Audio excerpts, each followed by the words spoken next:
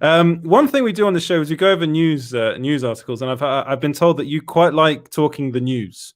Yeah, I on like your talking show. the news. I like talking scoops. Yes, so we've got I will say Geekosity has gotten the views for the Fatal J show. Indeed. Dude, you should cover some small screen scoots because we got quite some cool ones as well. That actually, I got you, bro. I got yeah, you. yeah, you I should. definitely got you. Because we actually, I'm going to drop a scoop right now that's on the site that went up on the site a couple of hours. Wow. Oh, wow! It's that Zack Snyder has been offered exclusivity deals with both Netflix and HBO Max. So this was actually told to us by two sources, both one of them close to HBO, the other one close to Netflix, and they basically told me the same thing for each streaming service, that they both really want to keep on working with Zack, but they don't want him working anywhere else. So one of the sources that is close to HBO Max said, I'm hearing that HBO Max is desperately trying to get Snyder to sign an exclusivity deal with them. This would be the first for the company, but they're also happy. But they're so happy with Justice League, the reaction in the movie itself, that they want him to do more and work solely for them, no one else. This is what my source told me. And then the guy that's close to Netflix then also contacted me. So this has been a long time in the process, and said that Netflix wants Snyder to make films just for them. They're trying to get him to sign a similar deal to the one Fincher signed. So David Fincher signed an exclusivity deal. Isn't that Netflix. A beautiful thing now that he's on top? Exactly. And it's because There's more. You're muted. Am I muted? Oh, never mind. That was a clip. Yeah, that was a clip. They said this would mean that his next projects would only come out on Netflix, but and be Netflix exclusives.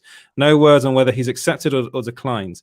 And apparently, this is a very long. Sorry, this is a very long quote. I put basically the whole email in there. He said, "I'm hearing that they're in love with Army of the Dead and they want a sequel. They are also really pleased with the prequel animated series he produced for them, and they want to keep on working with him. It's a good relationship for both parties." But so basically, the exclusive is that they've offered him both these deals. And funnily enough, I was talking to James about this earlier, and he said that Zack had to leave one of his interviews really quickly because apparently he was asked to go on a call. So I was like, "Oh, it could be with either HBO Max or Netflix. That would have been fun." I'm pretty sure he's going to decline both, and because he'll want to work for as many people as he possibly can. What do you make of that? Of all that, Jay? What would you like to see him sign? Do you think he'll sign an exclusivity deal? What do you make of this? I don't think so. Especially since Army of the Dead is right around the corner. Now he might sign deals where he work here and work here, but I don't think it'll be exclusive. Because just listen to pretty much all the Zack Snyder interviews, he definitely want to do a 2 and 3, but I think he might want to be out after that, just to finish that 5-movie arc that he was planning on doing. But when it comes to directors, they're artists, man. Yeah. They want to do other things. They don't want to be stuck to one thing.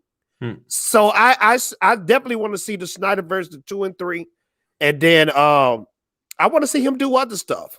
Yeah, I think Reese agrees with you. Zack won't sign an exclusivity deal.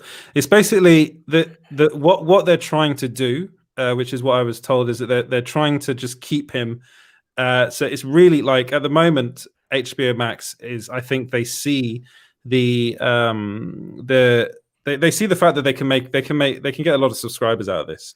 Yeah, and they want him to make a sequel. Whether or not it'll be a movie or a series, I don't know. But they want him to make a sequel, and they also want they're working on a Joker solo film between him and I saw you post Snyder. Yeah, he and Zack Snyder are working on a story, and they really want that to go to HBO Max. So basically, Jared Leto deserves that, man. Because the way they did him on Suicide Squad and Edward, I could be wrong, but didn't they promise Jared Leto first that he was going to get a Joker solo movie before Joaquin Phoenix? Yeah, so they actually they put that into production. Everything. There was a Joker solo movie and a Joker and Harley Quinn film they were going to do, and then then Suicide Squad did well at the box office, but it did terribly critically, and especially the kind of critical opinion of Zack Snyder's Justice League.